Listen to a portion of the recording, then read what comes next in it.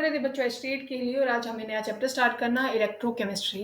ठीक है, ये चैप्टर भी इंपॉर्टेंट है टीजीटी के लिए भी और पीजीटी के लिए भी, दोनों के लिए इंपॉर्टेंट रहेगा, तो आप बहुत ध्यान से इसको पढ़ेंगे।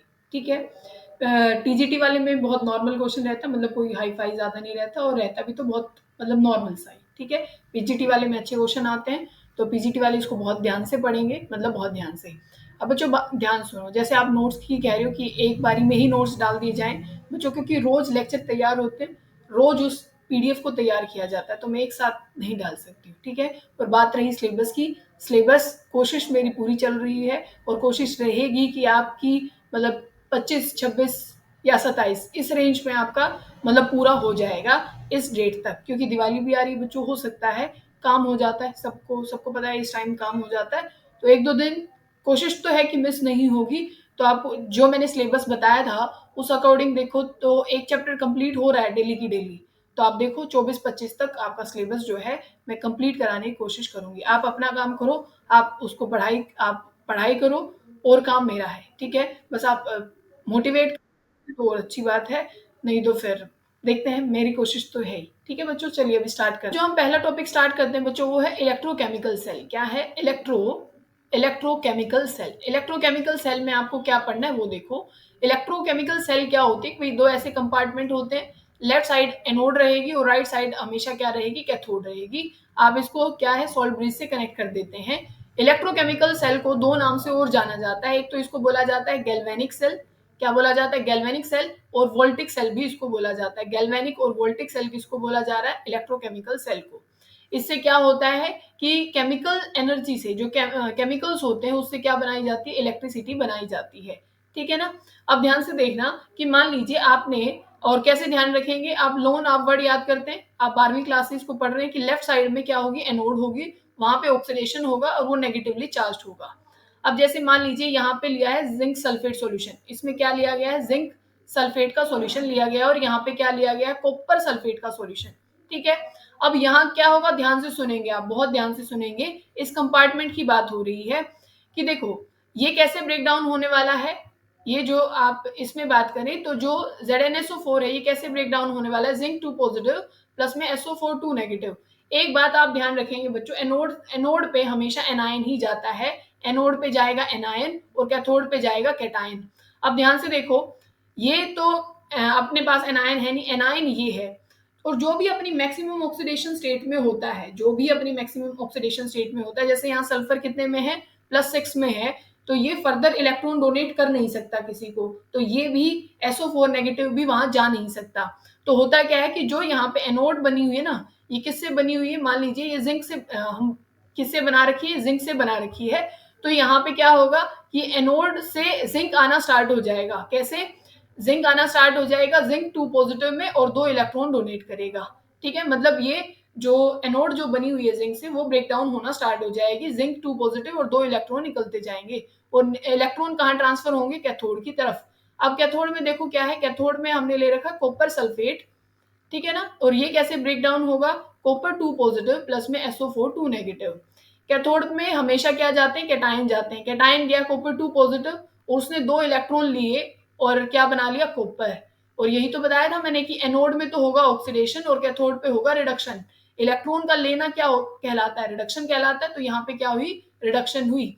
अब यहाँ पे कंडीशन क्या बन गई बच्चों वो देखो, कि जो आप किसकी बात कर रहे हैं? एनोड साइड की जो बात कर रहे हैं, वहां पे कैटायन बहुत ज्यादा बढ़ गए हैं यहाँ पे, क्योंकि इससे भी इस जो ये एनोड है इससे भी जिंक 2 पॉजिटिव आ रहा है और सॉल्यूशन में भी जिंक पॉजिटिव बहुत ज्यादा हो गया था। ठीक है ना। और अगर आप किसकी बात करें, मतलब ये जो एनोड है ये तो पतली होती जाएगी, और जो यहाँ पे क्या है कैथोड, ये मोटी होती जाएगी, क्योंकि यहाँ कॉपर जमा होता जा रहा है। इसीलिए यहाँ पे क्या है? एक सॉल्ट ब्रिज लगा रखा है, ताकि वो पूरे उसको क्या बना के रखे? न्यूट्रल बना के रखे। यहाँ पे क्या डाल दिया जाता है कि भाई यहाँ एक अगर अगर का सॉल्यूशन डाल दिया जाता है। क्या है? अगर अगर का मतलब यहाँ पे एक, आप यूँ लगा लीजिए, जो पॉलीसैकेराइड होते हैं ना उसको बोलते हैं हम अगर अगर। ठीक है ना। और यहाँ पे क्या फिल किए जाते हैं सॉल्ट ब्रिज में? यहाँ ऐसे मतलब इनर्ट इलेक्ट्रोलाइट डाले जाते हैं, जैसे KNO3 हो गया। क्या है? KNO3 हो गया। और इनकी क्या वो होनी चाहिए? कैटायन की और एनायन की मोबिलिटी सेम होनी चाहिए, क्योंकि देखो यहाँ पे तो बढ़ रहे हैं कैटायन, और यहाँ से कॉपर 2 पॉजिटिव इलेक्ट्रॉन खाता जा रहा है और अपने कैथोड पे जाता जा रहा है। यहाँ पे बढ़ता जा रहा है SO4 2 नेगेटिव, ठीक है ना। तो इनको न्यूट्रल बनाने के लिए कि भाई जो आपके पास K पॉजिटिव है ये तो चला जाएगा SO4 के पास, और ये जो NO3 नेगेटिव है ये चला जाएगा जिंक 2 पॉजिटिव के पास, ठीक है ना। तो यहाँ पे सॉल्ट ब्रिज का फंक्शन आपको पता होना चाहिए कि मेंटेन दी इलेक्ट्रिकल न्यूट्रलिटी, ठीक है। और क्या करता है कि यहाँ पे जो भाई ये मान लीजिए ये जो यहाँ क्या होते हैं, ये जो आयन ट्रांसफर होना शुरू हो जाए, भाई यहाँ से ट्रांसफर होना शुरू हो जाए जिंक 2 पॉजिटिव और यहाँ से SO4 2 नेगेटिव, इन दो आयंस के बीच में क्योंकि चार्ज के बीच में पोटेंशियल क्रिएट होता है, इसको लिक्विड लिक्विड जंक्शन पोटेंशियल बोलते हैं। इसको कौन रिड्यूस कर रहा है, इसको सॉल्ट ब्रिज क्या कर रहा है, रिड्यूस कर रहा है। क्योंकि यहाँ पे ना इस ट्यूब को अगर आप देखें, ये यू शेप ट्यूब है, इसमें क्या होती है कॉटन टाइप ऐसे लगा देते हैं, ठीक है ना। और यहाँ पोर लाइक स्ट्रक्चर होती है, तो वो यहाँ ऐसे जा नहीं सकते हैं, बात समझ गए। जो यहाँ पे आयन है अपने कैथोड और एनोड कंपार्टमेंट में, तो वो आयन ऐसे मूव नहीं कर सकते यहाँ पे। तो ये चीज आपको ध्यान होनी चाहिए, ठीक है ना। और पूरे सर्किट को कंप्लीट करने का काम भी किसका है, वो भी सॉल्ट ब्रिज करता है। एक चीज आपको यहाँ पे बात आपने देखी बच्चों, इलेक्ट्रॉन तो कहाँ से गया है, इलेक्ट्रॉन गया है अपने एनोड से कैथोड की तरफ, और करंट ये गया है इलेक्ट्रॉन की ट्रांसफर, ये इलेक्ट्रॉन का ट्रांसफर हुआ है एनोड से कैथोड। अब जो करंट ट्रांसफर होगा वो कहाँ से होगा, कैथोड से एनोड की तरफ। यही आप ऐसे इलेक्ट्रोड पोटेंशियल निकालते हैं और वहां क्या कर देते हैं आप, भाई कैथोड का पोटेंशियल माइनस एनोड का पोटेंशियल, क्योंकि आप हमेशा क्या कहते हैं कि भाई ज्यादा में से कम चीज हम माइनस कर रहे हैं, और यहाँ पे हायर पोटेंशियल से लोअर पोटेंशियल की तरफ क्या जा रही है, जो इलेक्ट्रिसिटी है वो पास हो रही है, ठीक है। तो आपको ये भी बात पता चल गई होगी जो इलेक्ट्रिसिटी है वो कहाँ से कहाँ ट्रांसफर होती है। फिर आपको पता होना चाहिए कि जो सेल रिएक्शन होती है उसको कैसे रिप्रेजेंट किया जाता है, सेल रिएक्शन कैसे लिखी जाती है, ठीक है। अब मान लो आपके पास है भाई जिंक है, क्या है आपके पास, जिंक है, और प्लस में यहाँ कॉपर है, यहीं पे यही रिएक्शन हुई है, कॉपर किस फॉर्म में, 2 पॉजिटिव फॉर्म में, और यहाँ पे क्या हो गया, जिंक ने बना लिया जिंक 2 पॉजिटिव, और यहाँ पे क्या बन गया, कॉपर ने 2 इलेक्ट्रॉन खा लिए और ये क्या बन गया, कॉपर, ठीक है। अगर आप इसको इस सेल को रिप्रेजेंट करेंगे तो कैसे रिप्रेजेंट करने वाले हैं, इसको आप करेंगे कि जिंक, ठीक है ना, जिंक से क्या बना है बच्चों, और ये किस फॉर्म में होगा, सॉलिड फॉर्म में। जिंक से क्या बना, जिंक से बना जिंक 2 पॉजिटिव, फिर आप सोल्ट ब्रिज का ऐसे निशान लगाएंगे, फिर क्या रिएक्शन हुई है, कॉपर 2 पॉजिटिव से कॉपर, आप यही लिख देंगे कॉपर, कॉपर 2 पॉजिटिव से क्या बन गया, कॉपर। ऐसे आप क्या कर देते हैं, सेल को रिप्रेजेंट कर देते हैं। और ये आयन किस फॉर्म में होंगे, एक्वस फॉर्म में, ये सॉलिड फॉर्म में होगा, ये भी एक्वस फॉर्म में होगा, और ये किसमें, सॉलिड में। कोई मुश्किल बात थी, मैंने यही तो देखा, भाई जिंक से बना जिंक 2 पॉजिटिव, कॉपर 2 पॉजिटिव से बना कॉपर, और बीच में सॉल्ट ब्रिज का निशान लगा दिया। यही चीज तो हमने की है, कोई इसमें उल्टा पुल्टा तो हमने कुछ नहीं किया। तो ये चीज आपको ध्यान रखनी है, ठीक है। इसके हम न्यूमेरिकल करेंगे, बहुत इजी है, आपको ज्यादा टेंशन लेने वाली बात नहीं है। तब अब इलेक्ट्रोकेमिकल सीरीज पढ़ेंगे ना, वहां बताएंगे कि क्या चीज कैसे निकालनी है। पर ये जरूर आप ध्यान रखेंगे कैसे निकालेंगे, कैथोड माइनस एनोड करके निकालेंगे, पोटेंशियल ऑफ किसका, कैथोड का माइनस एनोड का, और दोनों कैसे पोटेंशियल लेने वाले हैं, रिडक्शन पोटेंशियल। कैसे, ध्यान रखेंगे आप, रिडक्शन पोटेंशियल हम लेंगे, न्यूमेरिकल करेंगे तब अच्छे से समझाएंगे, ठीक है।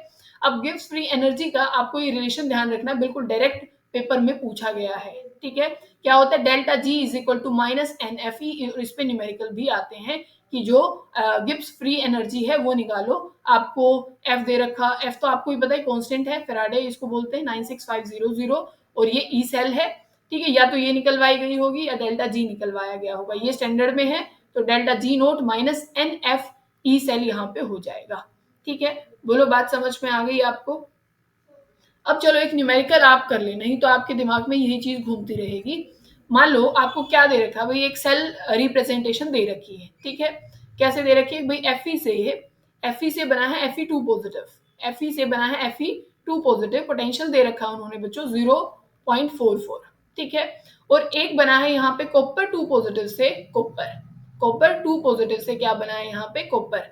दोनों में क्या हुआ है, यहाँ देखो ये क्या हुआ है, यहाँ भाई यहाँ हुई है ऑक्सीडेशन, हुई है क्योंकि इसने इलेक्ट्रॉन लूज किया है, और यहाँ पे हुई है रिडक्शन, और इसकी वैल्यू हमें गिवन है 0.34, कितनी है 0.34। यहाँ पे तो रिडक्शन दिखा रखा है, यहाँ पे क्या है, ऑक्सीडेशन। ये बात ध्यान से समझ लेना, हर जगह यूज होने वाला है। ये क्या हो रखा है, ऑक्सीडेशन, मुझे चाहिए रिडक्शन पोटेंशियल। ये कैसा पोटेंशियल है, Fe से Fe2 पॉजिटिव, ऑक्सीडेशन हुआ है, तो ये पोटेंशियल भी ऑक्सीडेशन पोटेंशियल है, कैसा मुझे चाहिए, रिडक्शन पोटेंशियल। आपको कुछ नहीं करना, जो वैल्यू है ना उसके सामने बस नेगेटिव लगा देना, जो दे रखा है, क्योंकि मुझे उसको उल्टा करना है। ऑक्सीडेशन पोटेंशियल है, कन्वर्ट करना है रिडक्शन पोटेंशियल में, तो क्या हो जाएगा, नेगेटिव।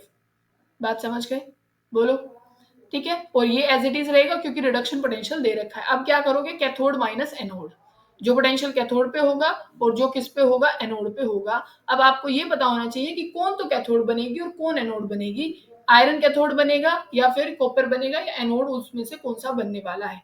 अब ध्यान से सुनो, आप ये जानते हो ना कैथोड पे क्या होता है, रिडक्शन, और एनोड पे क्या होता है, ऑक्सीडेशन। अब इन दोनों में से ये बताओ कौन सा मेटल जल्दी ऑक्सीडेशन करेगा, मतलब कौन सा ये चाहेगा कि भाई मैं दे दूंगा, मैं डोनेट कर दूंगा इलेक्ट्रॉन, कॉपर देना चाहेगा कि आयरन देना चाहेगा। सबको पता है, 10th क्लास में भी आपने पढ़ा था कि आयरन बहुत जल्दी अपना ऑक्सीडेशन करना चाहेगा, इलेक्ट्रॉन की डोनेशन बहुत जल्दी कर देगा। बात समझ में आ गई। तो ये तो क्या बन जाएगा, ये तो बन जाएगा अपना एनोड, और ये बन जाएगा कैथोड। लगा दो कैथोड माइनस एनोड। ये वैल्यू किसकी है, कैथोड की 0.34 माइनस माइनस ऑफ 0.44। ये कितना है, माइनस माइनस क्या हो जाएगा, प्लस हो जाएगा 0.44, और ये कितनी वैल्यू है 0.34, प्लस करके कितना आ जाएगा 0.78 आ जाएगा। ठीक है, ऐसे आपको क्वेश्चन निकालना है। बोलो कोई दिक्कत है यहाँ तक, कोई भी दिक्कत नहीं है। और एक आपको ये जो डेल्टा जी वाली ये जो वैल्यू है बच्चों, यहाँ पे एक फॉर्म इसकी और पूछी जाती है। वो क्या पूछी जाती है, delta G naught is equal to minus, ध्यान रखनी है, पूछा गया है क्वेश्चन यहाँ से, minus R T l n K equilibrium. बात समझ में आ गई। उन्होंने ऐसे ऑप्शन दे रखे, भाई यहाँ प्लस लगा रखा था या फिर यहाँ कुछ और लिखा हुआ था, तो आपको क्या ध्यान रखना है, माइनस होता है are T l n K equilibrium. बात समझ में आ गई। यहाँ पे आर क्या है, यहाँ पे ये है गैस कांस्टेंट। अगर कैलोरी में है तो आपको 2 कैलोरी वैल्यू लेनी है, अगर जूल में है तो आपको क्या लेना है, 8.314, 8.314, और इसकी सिंपलेस्ट फॉर्म क्या हो जाएगी, 25/3। अगर जूल में ली जाती है तो मतलब इतना सोल्व ना करने के बजाय 25/3 लिख देना, अगर जूल में आपसे पूछा गया है। और अगर कैलोरी में है तो सीधा आर की वैल्यू क्या हो जाएगी, 2 कैलोरी। ठीक है, ये चीज भी यहाँ पे ध्यान रखनी है। समझ में आ गया होगा। फिर हम बात करते हैं नर्स्ट इक्वेशन की। किसकी, नर्स्ट इक्वेशन की हम बात करते हैं कि तब जो पोटेंशियल निकाला जाता है बच्चों, अगर वो किसी कंसंट्रेशन पे निकलवाया जाए ना, मतलब एक तो अभी आप निकाल रहे थे cathode minus anode, E cell निकाल रहे थे ना, पर अगर किसी कंसंट्रेशन पे निकाला जाए, भाई कंसंट्रेशन किसी की 0.2 एम है, किसी की 0.3 एम है, तो नर्स्ट इक्वेशन का यूज किया जाता है। ये वैल्यू अभी हमने याद की है ना, delta G is equal to minus R T l n K equilibrium, ध्यान रखना है बहुत अच्छे से। ठीक है, नर्स्ट इक्वेशन ये होती है। ठीक है, ये बहुत, आप ये फॉर्म भी याद रख सकते, कैसे भी एल एन, क्योंकि एल एन को लोग में कन्वर्ट करने के लिए हम क्या करते हैं, 2.303 से मल्टीप्लाई करते हैं। तो कैसे लिखा जाता है, is equal to E naught minus 2.303 by n F. एन है जो इलेक्ट्रॉन इन्वॉल्व होंगे, जैसे भाई जिंक से जिंक 2 पॉजिटिव हो रही है, रिएक्शन कितने इलेक्ट्रॉन इन्वॉल्व हो रहे हैं, तो एन की वैल्यू 2 हो जाएगी। एफ फेराडे है, 96500 वैल्यू होती है। और ये लोग क्या है, ये रिएक्शन कोशेंट इसको बोला जाता है, या हमने क्योंकि 2.303 लिखा है ना, आर टी लोग क्यू। और ये कैसे लिखा जाएगा, आप लिखोगे product bye reactant, product bye reactant. और आप बच्चों सॉलिड फॉर्म की कंसंट्रेशन, सॉलिड की कंसंट्रेशन नहीं बदलती है, आप सिर्फ किसकी लिखने वाले हैं, आप लिखने वाले हैं लिक्विड की। और अगर गैशियस है तो प्रेशर लिखा जाएगा, अगर दे रखा है और निकलवाया गया है तो। बात समझ में आ गई। कंसंट्रेशन सिर्फ आप एक्वस में लिखोगे, सॉलिड की नहीं लिखोगे, प्रोडक्ट बाय रिएक्टेंट यहाँ वैल्यू पुट कर दोगे। ये क्यू की वैल्यू लिखी है मैंने, कहीं इसको और सोचोगे भाई क्यू के बाद ये सब कुछ आ रहा है। बात समझ में आ गई होगी, कोई दिक्कत है, नहीं है ना। जैसे एक फॉर्म दिखा देते हैं, भाई किसी ने मान लीजिए क्वेश्चन दे रखा है, भाई यहाँ पे जिंक से जिंक 2 पॉजिटिव में कोई कन्वर्ट हो रहा है, ठीक है, और फिर यहाँ पे मान लीजिए कॉपर से कॉपर 2 पॉजिटिव में जा रहा है, कॉपर से कॉपर 2 पॉजिटिव से कॉपर में, ऐसे है। ठीक है, फिर वो कंसंट्रेशन दे देंगे, भाई इसकी 0.1 एम है और इसकी 0.001 है, तो आप क्या लिखने वाले हैं, प्रोडक्ट बाय रिएक्टेंट। ठीक है, तो उसमें ये कंसंट्रेशन यहाँ पुट कर देंगे। ठीक है ना, ये वाली कंसंट्रेशन, जैसे भाई आप क्या है, रिएक्शन कैसे लिखी जाएगी, ये वाली रिएक्शन लिख सकते हैं ना आप, देख के कैसे लिखोगे, भाई यहाँ पे बनेगा जिंक प्लस में, अभी ऊपर लिखी थी ना कॉपर 2 पॉजिटिव, कॉपर यहाँ पे क्या हो जाएगा, जिंक का ऑक्सीडेशन हो जाएगा, भाई जिंक 2 पॉजिटिव प्लस में कॉपर। अब क्या है, ये सॉलिड फॉर्म में इसकी कंसंट्रेशन आप नहीं लिखोगे। कॉपर 2 पॉजिटिव है, एक्वस फॉर्म में है, लिखोगे। आयन की लिखी जाती है, ये भी एक्वस फॉर्म में लिखोगे, इसकी नहीं लिखोगे, सॉलिड फॉर्म में रहेगा, मेटल सॉलिड फॉर्म में रहेगा। अब देखो प्रोडक्ट में ये है ना, तो जिंक की कंसंट्रेशन लिखो, ऊपर लिखोगे 0.1 और बाय में ये रिएक्टेंट है और इसकी कंसंट्रेशन कितनी लिखी थी मैंने 0.001। ऐसे आपको यूज करना है। ये वैल्यू आप सबको पता ही है। और जो ये ई नोट है स्टैंडर्ड आपको निकालना आता है ना, कैथोड माइनस एनोड वाला, वो तो निकाल दोगे या वहां कोई दिक्कत है? और ना तो दे ही रखी होगी आपको, ठीक है। और अगर अब आगे क्या है, मान लो आपको जो रिएक्शन है वो किस में दे दी जाए, वो इक्विलिब्रियम पे दे दी जाए। किस में दे दी जाए? अब भाई जो नस्ट इक्वेशन है ना, अब वो हो रही है इक्विलिब्रियम पे। क्या आ गया? इक्विलिब्रियम आ गया रिएक्शन में। तो नस्ट इक्वेशन का क्या होता है, वहां पे जो ई सेल होता है ना बच्चों, नर्स इक्वेशन में जो ई सेल हो जाता है वो क्या हो जाता है? जीरो। और डेल्टा जी जो हो जाता है वो भी क्या हो जाता है? जीरो हो जाता है।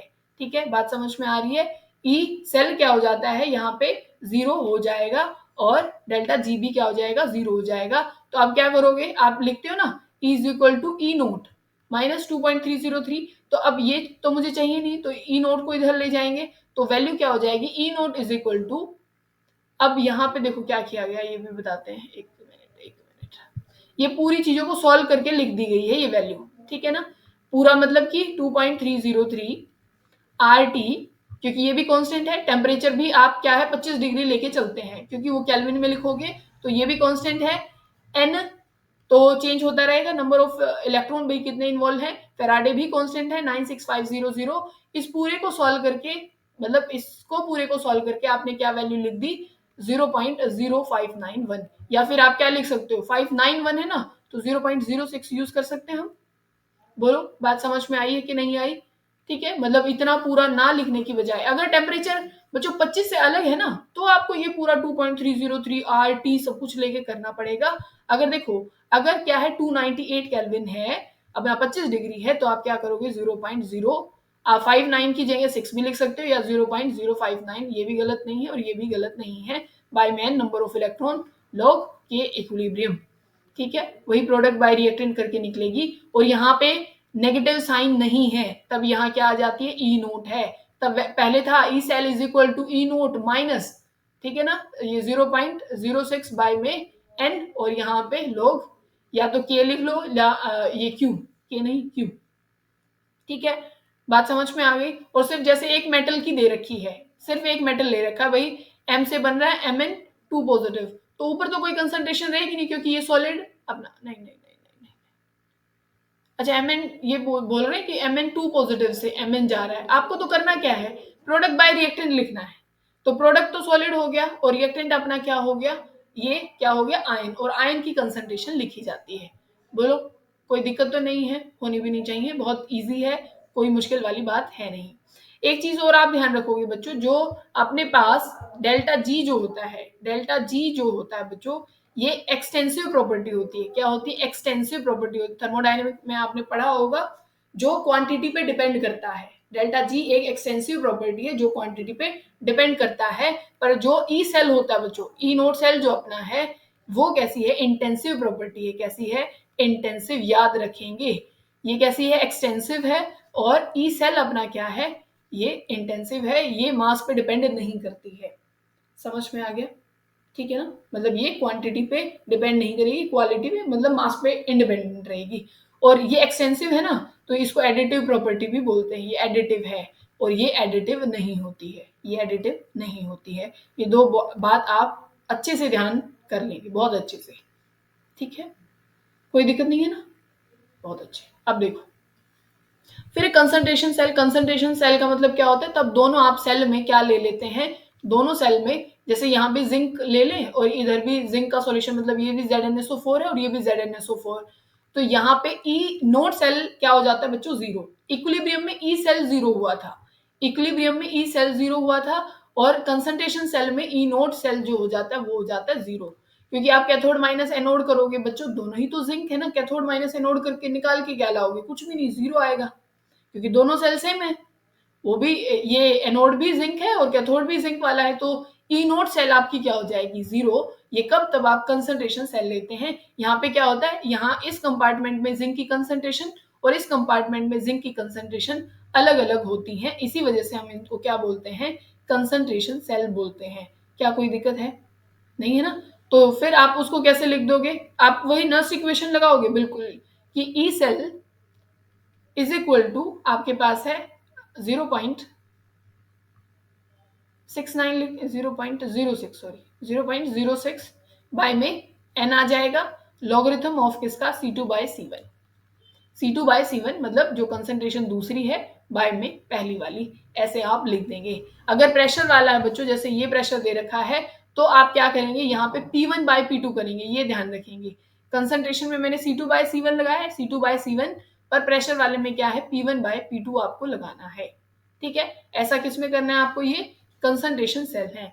फिर एक बार आपको क्या ध्यान रखना है, जो आपके पास इलेक्ट्रोकेमिकल सीरीज है वो आपको ध्यान रखनी है, अभी याद करनी है बहुत अच्छे से। ठीक है, अब देखो, अब यहाँ से ये पढ़ना चाहते हो तो आप ये भी पढ़ सकते हैं। जैसे ये इन्होंने पूरी सेल बना रखी है, भाई क्या है, Fe3 पॉजिटिव से Fe2 पॉजिटिव गया है, दोनों ही आयन है, तो दोनों की कंसंट्रेशन होगी, पर लिखोगे क्या, प्रोडक्ट बाय रिएक्टेंट, यहाँ प्रोडक्ट की कंसंट्रेशन और नीचे किसकी, रिएक्टेंट की कंसंट्रेशन, ऐसे भी आप लिख सकते हो। ठीक है, अभी हम क्या करने वाले हैं, अभी हम करने वाले हैं जो अपनी इलेक्ट्रोकेमिकल सीरीज है।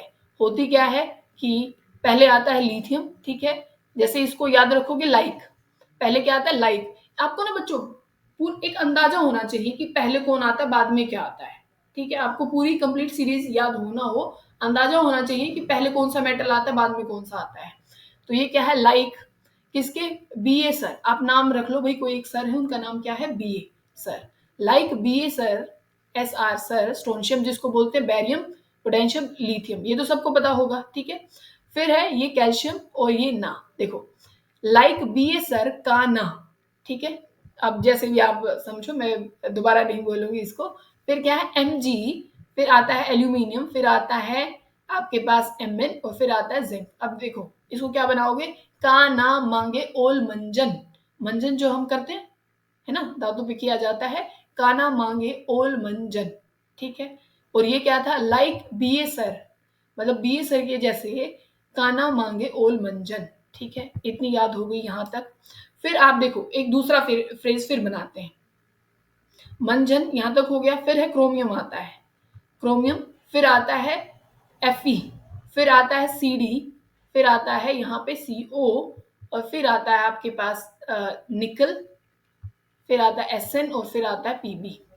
देखो कैसे बनाओगे, कर फ्री सीडी को, कर फ्री सीडी को, ठीक है, कर फ्री सीडी को नहीं, सिंगर बोल रहे हैं पंजाब के, वो मना कर रहे हैं कि हमने क्या बोला, कर फ्री सीडी को नहीं, सिंगर एस एन, ठीक है, और ये पीबी या एस एन पीबी डायरेक्ट आप बोल सकते हो। ठीक है, कर फ्री सीडी को नहीं एस एन पीबी। ठीक है, फिर आपके पास आ जाता है हाइड्रोजन जिसको स्टैंडर्ड माना गया है। अब बच्चों हम ये याद करनी पता क्यों जरूरी है, क्यों हमें पता होना चाहिए, हमें इसी वजह से कि मान लो एक सेल तो आपको एमएन की बना के दे दी और एक जिंक की बना के दे दी, वो यूं बोलेगा बताओ कैथोड कौन बनेगा और एनोड पे कौन जाएगा। तो जो जितना जल्दी अपना क्या है ऑक्सीडेशन, जैसे अगर आप ऊपर चलते जाओगे ना ऐसे, वो उतना ही अपना जल्दी क्या करेंगे, ऑक्सीडेशन करेंगे। जैसे जितना जल्दी पोटेशियम अपना ऑक्सीडेशन करने वाला है उतना जल्दी एफ नहीं करने वाला। तो ऑक्सीडेशन सेल कहाँ पे जाती है, जो बहुत जल्दी ऑक्सीडेशन कर लेगी अपना, वो जाएंगे एनोड पे, और जो दूसरे हैं जो अपना रिडक्शन करेंगे, क्योंकि जो ऑक्सीडेशन करेगा तो दूसरे को अपने आप रिडक्शन करना पड़ेगा, तो वो एनोड बन जाएंगे। इसी वजह से आपको ये याद रखनी जरूरी है। ठीक है, बात समझ में आ गई। फिर हाइड्रोजन के बाद देखो क्या है, हाइड्रोजन के बाद आ जाता है कॉपर, कौन आएगा, कॉपर आएगा। फिर इसके बाद आता है वैसे आयोडीन, कौन आता है, आयोडीन आता है। तो इसे यू याद रख सकते हो, ये तो आपको स्टैंडर्ड पता है भाई, हाइड्रोजन आएगा क्यू आई, क्यू आई, फिर है एजी, क्यू आई एजी, फिर वो बोल रहा है हाँ जी, ए जी हाँ जी, ए जी हाँ जी।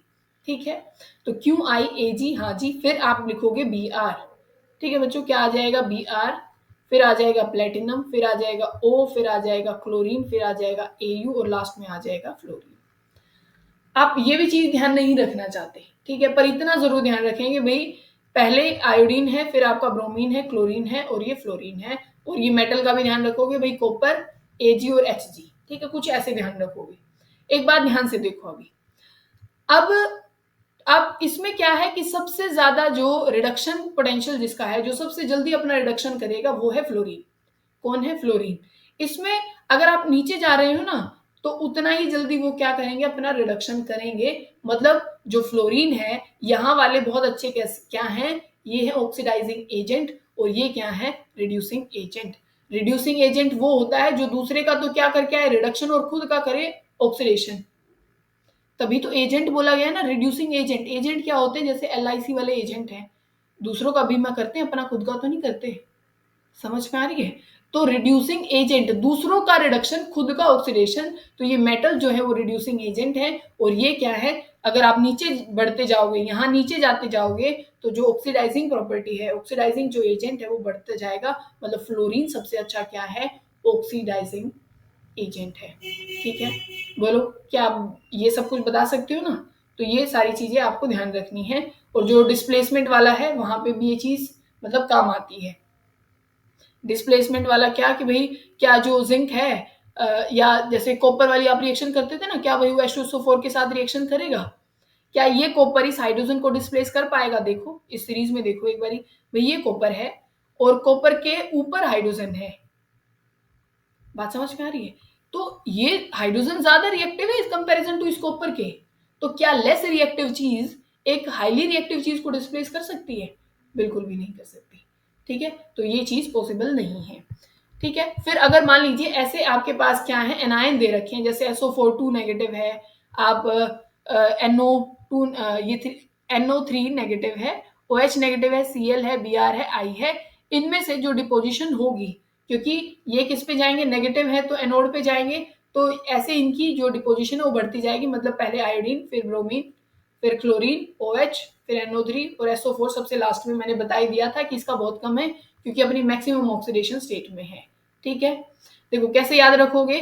स्नो, SN और ये O, ये सल्फेट, ये नाइट्रेट और ये हाइड्रोक्साइड। स्नो से ये याद हो गया। फिर है Cl, Br और I। ठीक है, ये CBI बन गया, CBI, स्नो CBI। ठीक है, तो इससे कुछ आप अपना मतलब इस कॉन्सेप्ट को बनाने वाले हैं। फिर हमारे पास कौन आ जाता है? Faraday law. फेराडे लॉ, यहाँ से न्यूमेरिकल बहुत आते हैं। फेराडे लॉ जो है वो दो हैं। पहला लॉ क्या कहता है कि भाई जितनी ज्यादा इलेक्ट्रिसिटी मतलब आप पास करने वाले हो किसी सेल से, उतना ज्यादा वहां पे मास डिपॉजिट होगा। वेट डायरेक्टली प्रोपोर्शनल होता है जितनी आप चार्ज जो है जितना आप पास करेंगे। ठीक है, डायरेक्टली का साइन आप हटा देंगे तो यहाँ पे एक केमिकल इक्विवेलेंस आ जाता है, इलेक्ट्रोकेमिकल इक्विवेलेंस इसको बोलते हैं, इनटू में क्यू। ये वेट है और जेड केमिकल इक्विवेलेंस बताया। ठीक है, और क्यू को आप क्या लिख सकते हो? Current into time. ठीक है, और ये जेड है, तो जेड से आप याद कर सकते हो। ये क्या है? अपना फैराडे का पहला लॉ। ठीक है, फिर आप इसको मतलब बिल्कुल ही सिंपल फॉर्म में लिखना चाहें, ठीक है ना, तो आप इसको कैसे लिखेंगे वो भी आप लिख लें एक बारी। वो आप इसको लिखो कैसे लिख सकते हैं इस फॉर्मूले को, आप इसको बिल्कुल ही मतलब सॉल्व अच्छे से, जो भी न्यूमेरिकल आएगा उस बेसिस पे कैसे सॉल्व करेंगे। आप लिखेंगे W इज इक्वल टू, यहाँ पे आप लिखेंगे आप C इंटू में T, और यहाँ लिख देंगे आप फेराडे, और इंटू में मास जो आपके पास होगा, और यहाँ पे जो उसका एन फैक्टर जिसको आप बोलते हो कि भाई नंबर ऑफ इलेक्ट्रॉन चाहे इन्वॉल्व हो रहे हो चाहे कुछ भी हो, जो एन फैक्टर जिसको आप बोलते हो नॉर्मेलिटी में जो आप निकालते थे, यहाँ पे हम उसको Z लिख देते हैं। ठीक है ना, वो आप यहाँ पे यूज करने वाले हैं। ठीक है, बात समझ में आ गई? अब ये C क्या है? यहाँ पे करंट है। ठीक है, ये टाइम है, ये फेराडे है, ये मास है, और ये एन फैक्टर है। ठीक है, ऐसे आप क्या निकाल देंगे? आप यहाँ पे वेट निकाल देंगे। जो सेकेंड लॉ है, ठीक है, जो सेकेंड लॉ क्या कहता है कि भाई अगर आप दो सेल, अगर मान लीजिए आपने सीरीज में कनेक्ट कर रखी है, अगर दो सेल किस में कर रखी है? सीरीज में कनेक्ट कर रखी हैं, तो उनका जो वेट, और आप क्या कर रहे हैं? सेम टाइम के लिए सेम करंट जो है वो वहां पे पास कर रहे हैं, तो जो वेट डिपॉजिट होने वाला है कहाँ पे? इलेक्ट्रोड्स पे, वो उनके जो आपने पढ़ा होगा इक्विवेलेंट वेट के बराबर वहां पे वेट डिपॉजिट होता है। किसके बराबर? इक्विवेलेंट वेट के बराबर वहां पे डिपॉजिट हो जाएगा मास। ठीक है, अगर एक तो सीरीज में हो, ठीक है, और किस में हो? सेम आप टेम्परेचर और सेम इलेक्ट्रिसिटी सेम समय के लिए अगर पास करते हैं, तो किसके जैसे कि भाई जितना आपके पास इक्विवेलेंट वेट होगा उतना ही वहां पे डिपॉजिट हो जाएगा। ठीक है, जैसे भाई पहले का वेट लिखोगे, फिर उसका इक्विवेलेंट वेट, फिर दूसरे का वेट लिख दोगे और उसका इक्विवेलेंट वेट। न्यूमेरिकल करेंगे, थोड़ा सा आप शांति रखेंगे। और जो करंट एफिशिएंसी है वो कैसे निकाली जाती है, एक्चुअल मास डिपॉजिटेड और थ्योरेटिकल जो मास डिपॉजिट होगा इनटू में 100, ऐसे आपको लिखना है। ठीक है, फिर कुछ आपको ये वैल्यूज ध्यान रखनी है। वैल्यूज मतलब कि जैसे कंडक्टेंस आपको पता होना चाहिए, कंडक्टेंस क्या होता है, रेजिस्टेंस क्या होता है। सबसे पहले अगर आप रेजिस्टेंस देखें, रेजिस्टेंस क्या होता है, रेजिस्टेंस होता है रो एल बाय ए, इसको रजिस्टिविटी बोलते हैं। R is equal to rho L by A, ये लेंथ है, ये एरिया है, और इसकी यूनिट क्या होती है, ओम होती है। फिर आपके पास रो है, रजिस्टिविटी अगर आप निकालें, यूनिट आपको ध्यान रखनी है। अगर आप क्या निकालें, रो निकालें, तो इसको यही रख लें और अपना एरिया तो चला जाएगा ऊपर और लेंथ आ जाएगी नीचे। तो रो इज इक्वल टू क्या हो जाएगा आपके पास, रेजिस्टेंस एरिया बाय में एल। ठीक है ना, यूनिट क्या हो जाएगी ओम, ओम इंटू में मीटर या सेंटीमीटर जो आप लिखना चाहें। ठीक है, मीटर या फिर सेंटीमीटर में जैसे आपको ठीक लगे। फिर अगर आप किसी बात करते हैं कंडक्टेंस की, कंडक्टेंस होता है 1 बाय रेजिस्टेंस, क्या होता है कंडक्टेंस, और इसकी यूनिट रेजिस्टेंस से इनवर्स होती है, इसको आप ओम इनवर्स बोलते हैं। क्या बोलते हैं, ओम इनवर्स इसको आप बोलते हैं। ठीक है, और अगर आप बात करें फिर जैसे रजिस्टिविटी होती है वैसे स्पेसिफिक कंडक्टेंस या सिंपल उसको कंडक्टिविटी बोला जाता है, वो क्या होती है कप्पा, जो कि 1 बाय रो होती है। जैसे रो की यूनिट क्या थी आपके पास, ओम सेंटीमीटर थी, इसकी क्या हो जाएगी, क्योंकि ये इसका इनवर्स है कौन, कंडक्टिविटी, तो इसको बोलोगे आप ओम इनवर्स सेंटीमीटर इनवर्स। ठीक है, फिर आपको याद रखना है सेल कांस्टेंट बच्चों, क्या है सेल कांस्टेंट, आपको ध्यान रखना है। सेल कांस्टेंट क्या होता है, जी स्टार से रिप्रेजेंट किया जाता है, और वो होता है एल बाय ए। क्या होता है, L by A, cell constant, law से आप याद रखेंगे ला। ठीक है, तो ये क्या है सेल कांस्टेंट, लेंथ बाय में एरिया, ऐसे क्या निकाला जाता है, सेल कांस्टेंट निकाला जाता है। ठीक है, फिर आपको ध्यान क्या रखना है, मोलर कंडक्टिविटी। मोलर कंडक्टिविटी कैसे निकाली जाती है, ये कप्पा हो जाएगा, अभी आपने निकाला है, इनटू में 1000 बाय में मोलैरिटी। ठीक है ना, बात समझ में आ गई। और ये अपना, अब देखो मोलैरिटी कैसे निकालते हो आप, मोल लीटर इनवर्स क्या होती है, मोल लीटर इनवर्स, ऐसे क्या निकलती है, मोलैरिटी निकलती है। नॉर्मेलिटी क्या है, ये सेम है कप्पा इंटू 1000, मोलैरिटी की जगह पे यहाँ क्या आ जाएगा, ये आ जाएगा नॉर्मेलिटी। अगर ये मोलर कंडक्टेंस है तो ये क्या है, इक्विवेलेंट कंडक्टेंस। यहीं पे एक बात ध्यान से सुनो, अगर मान लीजिए आपसे पूछा जाए कि आप क्या निकाल रहे हैं, कंडक्टेंस निकाल रहे हैं किसी भी चीज की, और वहां पे कर दी गई बहुत ज्यादा डाइल्यूशन, मतलब बहुत ज्यादा पानी डाल दिया, तो अब ये बताओ मोलर कंडक्टेंस पे क्या फर्क पड़ेगा, इक्विवेलेंट कंडक्टेंस पे क्या फर्क पड़ेगा, या कंडक्टेंस पे क्या फर्क पड़ेगा। देखो आपके पास मान लीजिए यहाँ पे आयन घूम रहे हैं, क्या घूम रहे हैं, यहाँ पे आयन घूम रहे हैं।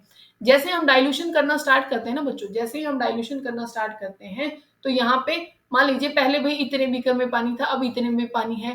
पहले मोलिक्यूल बहुत पास पास थे, बहुत पास पास थे, अब वो आयंस के बीच में क्या आ जाएगा, स्पेस आ जाएगा, और जितनी स्टेरिक हिंड्रेंस कम होगी आयंस के बीच में, वो उतना फ्रीली मूव कर पाएंगे, उतनी ज्यादा क्या हो जाएगी कंडक्टेंस। पर ध्यान से सुनो, ध्यान से सुनो मेरी बात, मोलर कंडक्टेंस होता है एक मोल जो आयंस होंगे उनकी कंडक्टेंस।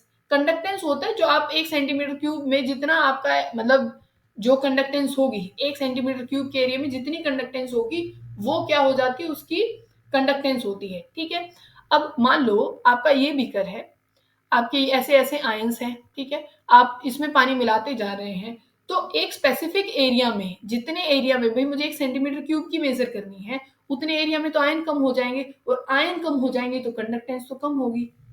बेशक रेजिस्टेंस कम हो जाए, उस वहां पे आयन ही पहले 50 थे, मान लीजिए स्टेरिक हिंड्रेंस तो थी, आयन तो कम हो गए ना, पहले 50 थे, अब सिर्फ 10 ही रह गए डाइल्यूशन की वजह से, क्योंकि पानी आ गया ना बीच में, तो फिर कंडक्टेंस कहाँ से बढ़ेगी। और मोलर कंडक्टेंस होती है एक मोल की कंडक्टेंस। भाई चाहे तुम एक उसको टब में लो, चाहे तुम एक बड़ी टंकी में लो, जैसे तुम्हें लेना है आप लो, पर वो क्या होगी, एक मोल आयन की जो कंडक्टेंस होगी वैसे ही मेजर किया जाता है। तो डाइल्यूशन के साथ मोलर कंडक्टेंस क्या हो जाती है, बढ़ जाती है।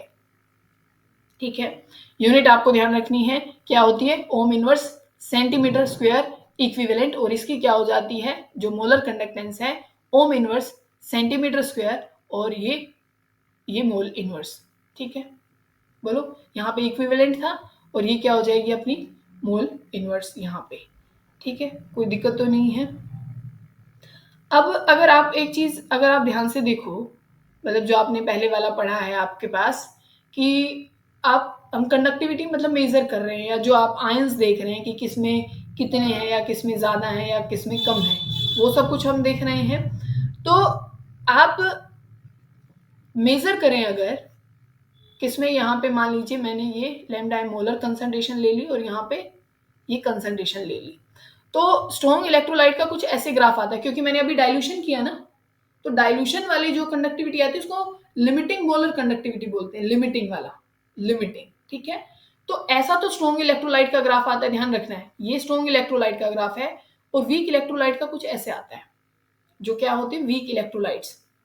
तो देखो यहाँ पे एक पर्टिकुलर मुझे वैल्यू मिल गई है तो टच कर रहा है ग्राफ को, पर जो वीक इलेक्ट्रोलाइट वाला है वो देखो बिल्कुल ऐसे स्ट्रेट जाता जा रहा है, वो कोई वैल्यू नहीं दे रहा। तो इसका मतलब कि वीक इलेक्ट्रोलाइट की हम डाइल्यूशन पे कंडक्टिविटी हम नहीं निकाल सकते। इसी वजह से कौन सा ला आया था, कॉलरस ला आया था। बोलो बात समझ में आई कि नहीं आई, ठीक है ना, क्योंकि हम वैल्यू नहीं निकाल पा रहे थे, लिमिटिंग जो वैल्यू थी डाइल्यूशन पे, तो हम कौन सा ला लेके आए फिर, कॉलरस ला। अब देखो ये हम समझेंगे न्यूमेरिकल के थ्रू, अभी नहीं, न्यूमेरिकल तब करेंगे, प्रीवियस जो क्वेश्चन डाल रखे हैं वहां करेंगे, बहुत अच्छे से समझ जाएंगे आप, ठीक है। यहाँ पे बच्चों जो अल्फा है, अल्फा डिग्री ऑफ डिसोसिएशन जिसको आप बोलते हो, वो निकाला जाता है, ये है किसी मतलब कंसंट्रेशन पे, जो आप क्या बोलते हो, मोलर कंडक्टेंस जो अभी हम पढ़ रहे थे, और ये है लिमिटिंग वाली वैल्यू, ये क्या है, लिमिटिंग वाली वैल्यू जो होती है, ठीक है। ये हमेशा ज्यादा होगी और ये वैल्यू हमेशा कम होगी, क्योंकि अल्फा 1 से कम होता है, 1 से ऊपर तो नहीं जा सकती ना डिग्री ऑफ डिसोसिएशन, एक ही तो होगा, उसी से तो कम आएगी ना, पूरा कोई कोई चीज 100% टूट सकती है, उससे ज्यादा तो नहीं, और उसको मैंने 1 मैं बोल रही हूँ, तो वो 1 से कम ही वैल्यू आएगी, तो ये ज्यादा होगी और ये कम होगी, ठीक है। फिर क्या है, आप के इक्विलिब्रियम निकाल सकते हो, के इक्विलिब्रियम क्या हो जाएगा, सी अल्फा स्क्वायर, सी अपनी क्या है कंसंट्रेशन, ये क्या है जो डिग्री ऑफ डिसोसिएशन आया था 1 minus alpha, C alpha square 1 minus alpha, C alpha square 1 minus alpha, ठीक है। या फिर आप सोलिबिलिटी निकाल सकते हो, सोलिबिलिटी प्रोडक्ट जिसको आप बोलते हो, ठीक है। क्या है, सेम चीज है, पहले यहाँ क्या था, कप्पा इंटू में 1000, और ये मोलैरिटी नॉर्मेलिटी यही वाला था ना, यहाँ पे क्या आ जाएगी, सोलिबिलिटी, ठीक है ना। बोलो ये किसके लिए लगाई जाती है, स्प्रिंगली सोल्यूबल जो सॉल्ट होते हैं, जो मिक्स भी हो जाते हैं नहीं भी होते, मतलब मीडियम मिक्स होते हैं, तो उनको आप क्या बोलते हो, आप स्प्रिंगली सोल्यूबल सोल्ट्स आप उनको बोलते हो, ठीक है।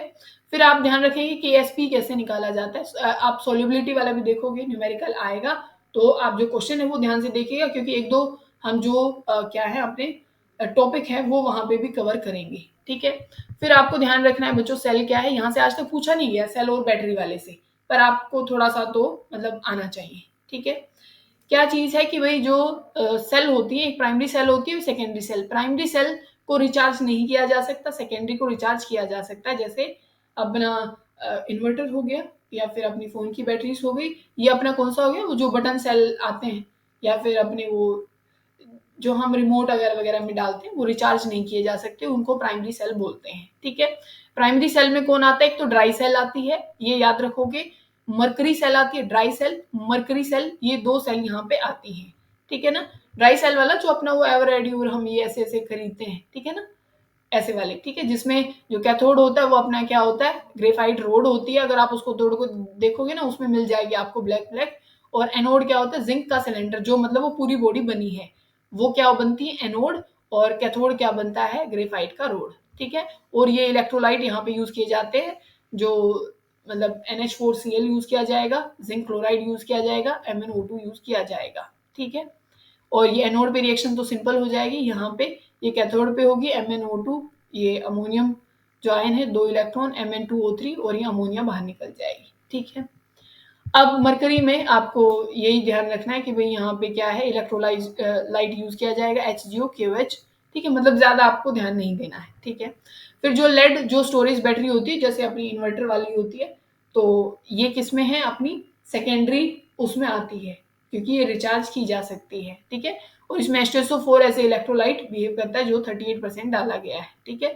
और आप पढ़ना चाहें तो यहाँ से देख लीजिएगा, पर क्योंकि पूछा नहीं गया इसी वजह से हम ज्यादा वो नहीं कर रहे हैं। निकल और कैडमियम है, ये भी सेकेंडरी सेल आती है, पर ये क्वेश्चन पूछा गया है कि जो अपना फ्यूल सेल जो होती है, मतलब जिसमें H2O को यूज किया जाता है, H2 को यूज किया जा रहा है, या मीथेन को यूज किया जा रहा है, तो फ्यूल एफिशिएंसी निकाली जाती है जो आपकी गिब्स फ्री एनर्जी है, डेल्टा एच है एंथैल्पी, इनटू में 100 ऐसे निकाली जाती है। फिर आप डेल्टा जी की वैल्यू भी यहाँ पुट कर सकते हैं, ये सब कुछ करके। ठीक है, बात समझ में आ गई। फिर है कोरोजन वाले भी, आप ये कभी नहीं पूछा गया पर आपको पता होना चाहिए कि भाई कोरोजन जो होता है अपना, जैसे वो बाहर जो पाइप और इतना सब कुछ रखा रहता है तो वो क्या हो जाते हैं, कोरोड हो जाते हैं। तो इसमें जो आयरन बनता है वो तो एनोड बनता है, और जो अपना जहाँ भाई क्या है, ऑक्सीजन जो है वो एज ए किसके जैसे बिहेव करती है, कैथोड साइड के जैसे बिहेव करती है। ठीक है, अब हम क्वेश्चन देख लेते हैं, ध्यान से देखना। Consider the following half reaction, ये रिएक्शन आपको देखनी है। अब यहाँ पे कौन क्या जरूरत पड़ने वाली है आपको, जो आपने इलेक्ट्रोकेमिकल सीरीज अभी देखी थी वो आपको यहाँ जरूरत उसकी पड़ेगी। ठीक है, अब देखो आपको ये दे रखा है भाई, जो आयोडीन है, आयोडीन से मतलब आई नेगेटिव बन रहा है, Br2 से Br नेगेटिव बन रहा है, Cl2 से Cl नेगेटिव बन रहा है। यहाँ पे क्या पूछा गया है कि भाई कौन किसको ऑक्सीडाइज कर सकता है या रिड्यूस कर सकता है। आपको ये पता है ना कि भाई पहले ऊपर होता है आयोडीन, फिर आता है ब्रोमीन, फिर आता है क्लोरीन, और सबसे नीचे अपना फ्लोरीन। तो ये सबसे अच्छा कौन सा एजेंट है, ये सबसे अच्छा एक अपना रिड्यूसिंग एजेंट है ना, रिड्यूसिंग है या ऑक्सीडाइजिंग है, ऑक्सीडाइजिंग एजेंट है, खुद का रिडक्शन करेगा और दूसरों का क्या कराएगा, ऑक्सीडेशन कराएगा। ठीक है, तो ये कौन सा एजेंट है, रिड्यूसिंग एजेंट है। ठीक है,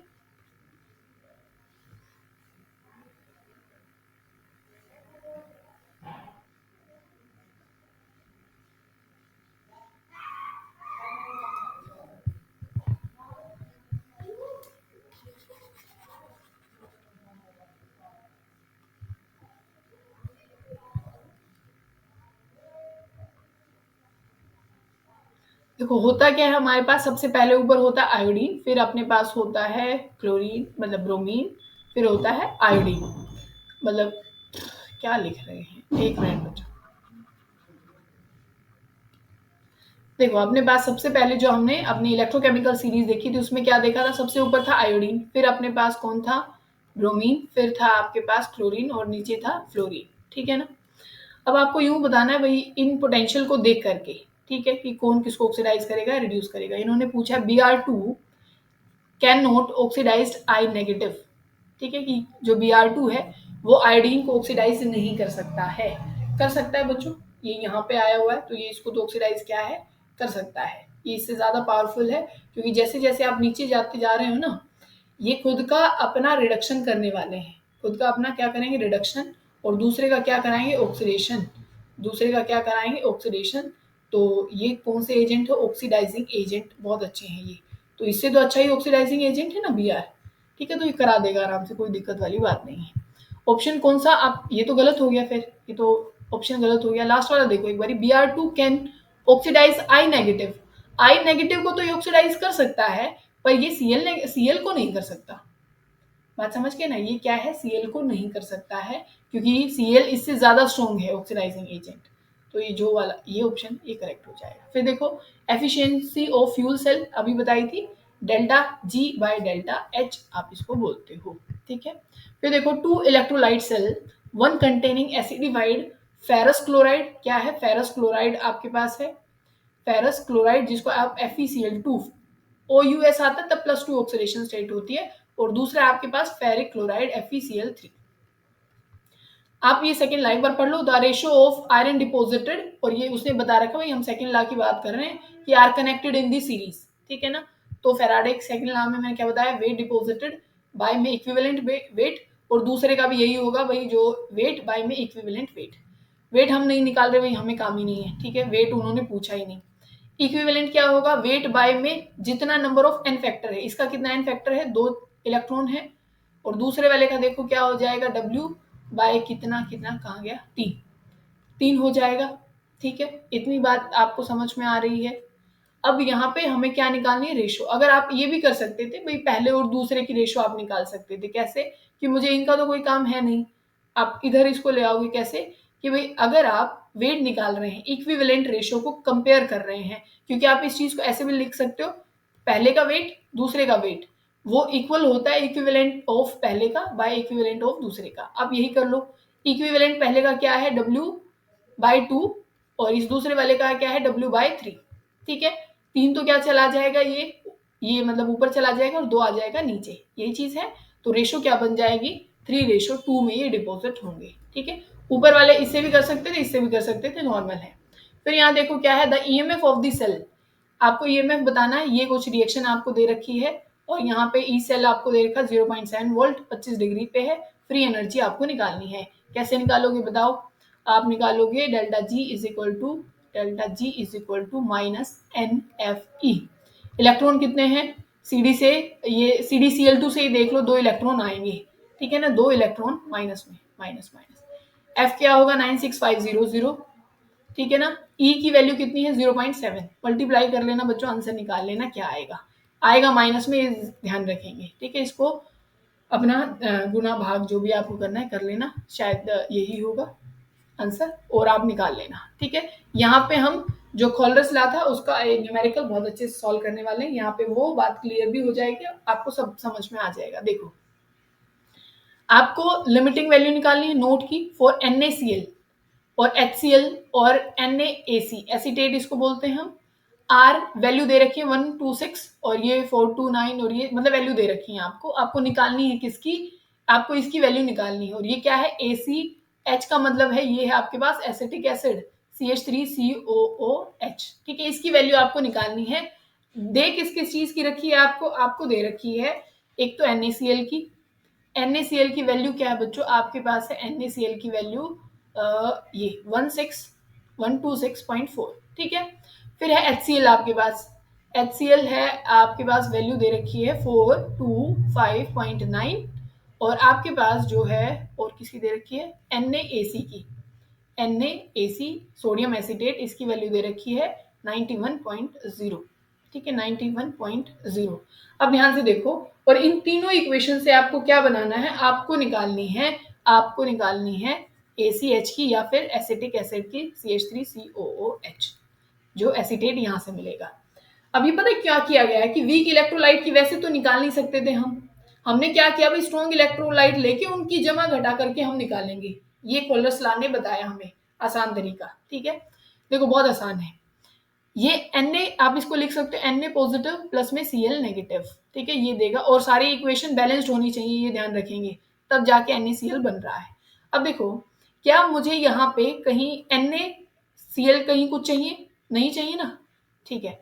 तो मतलब ये कहीं कुछ करके काटना पड़ेगा, ठीक है। इसमें क्या है भाई H और यहाँ पे है Cl आपके पास, यहाँ पे है H मुझे चाहिए कुछ भी करके, क्योंकि मुझे क्या करना है इस AC और इस H को प्लस करना है, मतलब ये दोनों इक्वेशन मुझे प्लस करनी है। बात समझ में आ गई, ये इक्वेशन मुझे क्या करनी पड़ेगी, प्लस करनी पड़ेगी, क्योंकि तभी AC प्लस में H हो सकता है और ये चीज आ सकती है।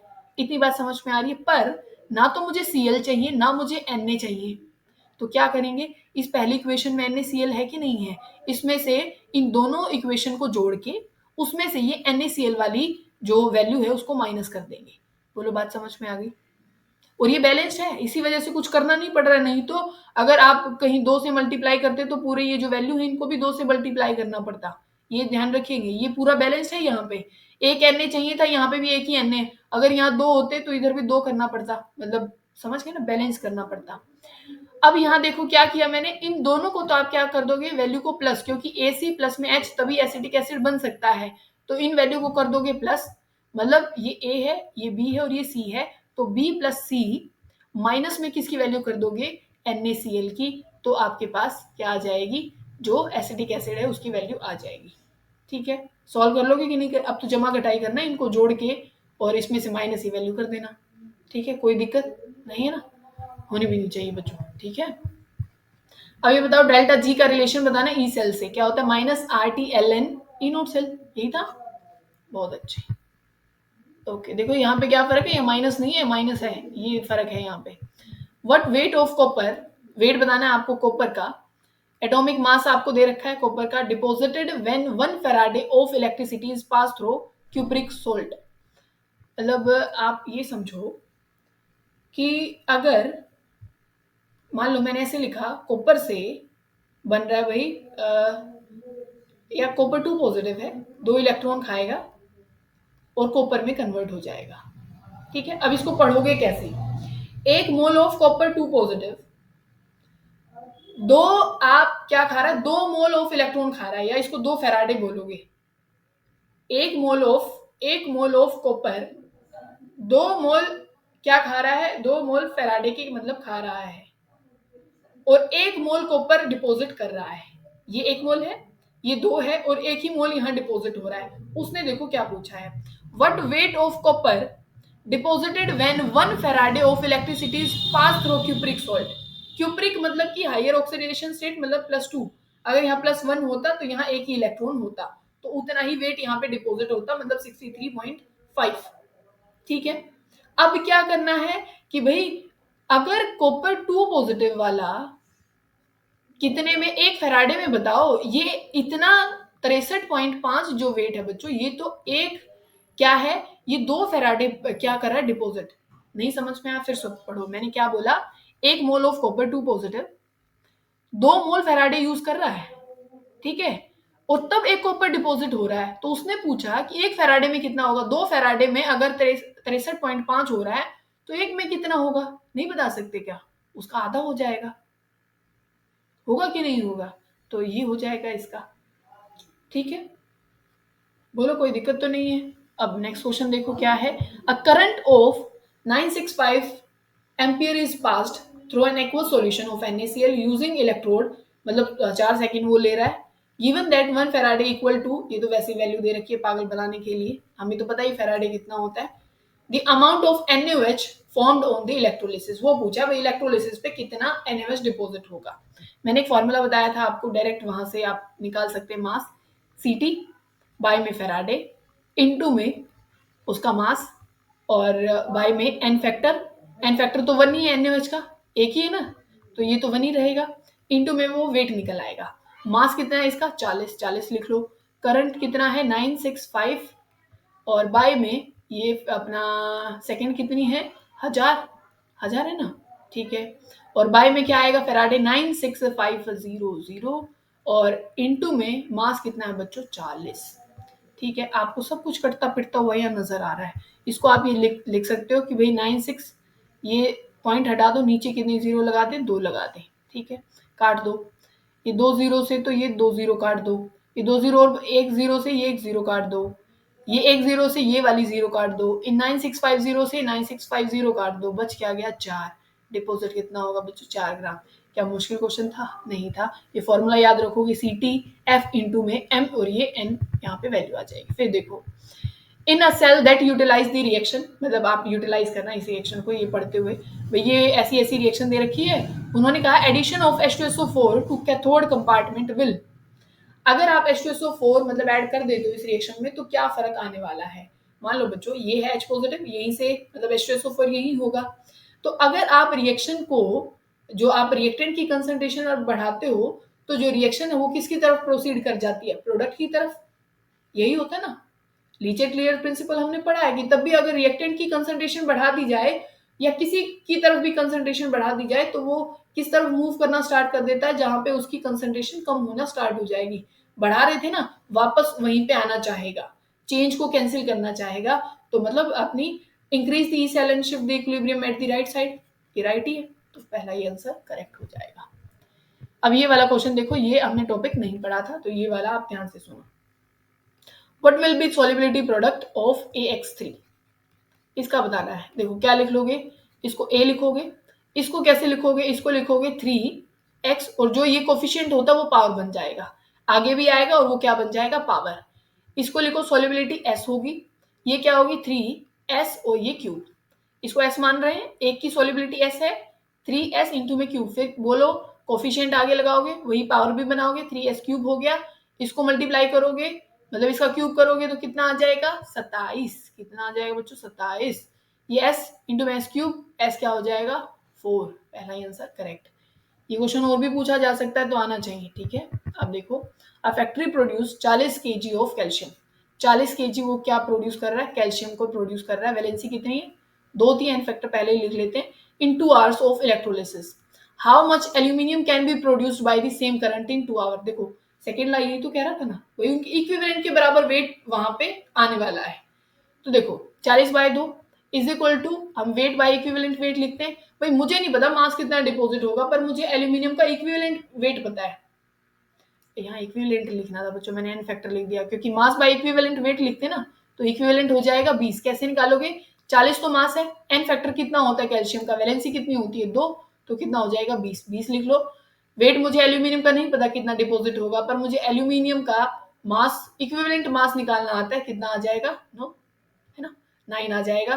तो आप कैलकुलेट करके बताओ कितना आ जाएगा ये तो अपना हो गया 2 और 9 दूनी, ये इधर आ जाएगा 18, 18 केजी यहाँ पे डिपॉजिट हो जाएगा।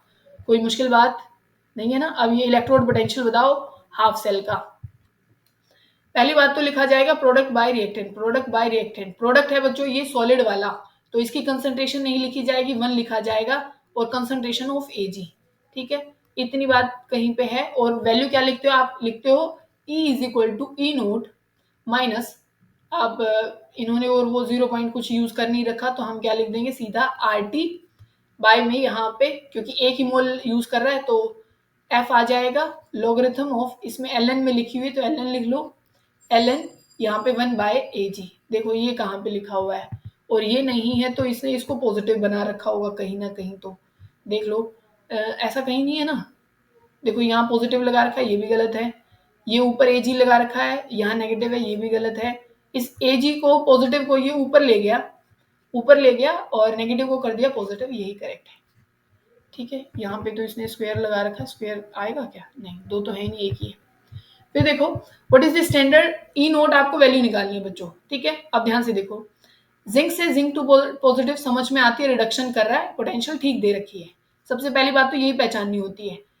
यहाँ पे क्या दे रखा है बच्चों? कॉपर पॉजिटिव से कॉपर, ठीक है भाई, ये भी रिडक्शन पोटेंशियल दे रखी है। अब यूं देखो कैथोड माइनस एनोड करना है, कैथोड कौन बनेगा बच्चों? कॉपर ही बनेगा, क्योंकि ये रिडक्शन करेगा और जिंक करेगा ऑक्सीडेशन, एनोड पे होती है ऑक्सीडेशन। कैथोड अपना कौन है? 0 पॉइंट माइनस 0.17, प्लस में अपना एनोड कौन बनेगा? ये जिंक वाला, तो माइनस माइनस आएगा ना बच्चों, माइनस 0.76, माइनस माइनस क्या हो जाएगा? प्लस हो जाएगा, और 0.76 प्लस में ये माइनस 0.17, इसमें से माइनस करेंगे तो यही आएगा शायद, है ना, 0.59, और वैल्यू क्योंकि बड़ी प्लस की है तो आंसर भी प्लस में ही आएगा। ठीक है, फिर ये देखो the EMF of the cell, ये दे रखी है, एक इक्वेशन दे रखी है। ठीक है, ये शायद हमने पहले कर लिया ना, कर लिया 0.7 वाला, ये पहला या दूसरा कुछ क्वेश्चन था हमारा, तो ये चीज आप ध्यान रखिए। इलेक्ट्रोकेमिकल सेल हमने पढ़ी, एक होती है बच्चों इलेक्ट्रोलिटिक सेल। इलेक्ट्रोलिटिक सेल क्या करती है कि भाई जो इलेक्ट्रिसिटी है उसका यूज करके आयंस में किसी चीज को ब्रेक डाउन करती है। ठीक है, जैसे मान लीजिए आपसे किसका NaCl आपसे मोल्टन स्टेट में इसकी इलेक्ट्रोलिसिस पूछी जाए, तो आप ध्यान रखो एक कंपार्टमेंट क्या होगा भाई? कैथोड का होगा, एक एनोड का होगा। दिमाग में ही आपका आंसर छप जाना चाहिए। कैसे? कि भाई आपको ये पता है कि भाई एनायन तो जाता है एनोड में और कैटायन जाता है कैथोड में, मतलब कैथोड पे तो सोडियम डिपॉजिट हो जाएगा, और जो अपना एनोड कंपार्टमेंट है Cl तो कुछ होता नहीं, Cl2 गैस वहां पे बाहर निकल जाएगी। पर बच्चों इतने सीधे नहीं है एग्जामिनर, वो बोलेगा NaCl ना एक्वस फॉर्म में है, अब बताओ क्या होगा? NaCl एक्वस फॉर्म में है, अब दो कैटायन हो गए, दो anion, Na positive Cl negative, H positive OH negative. अब बताओ भाई कौन जाएगा?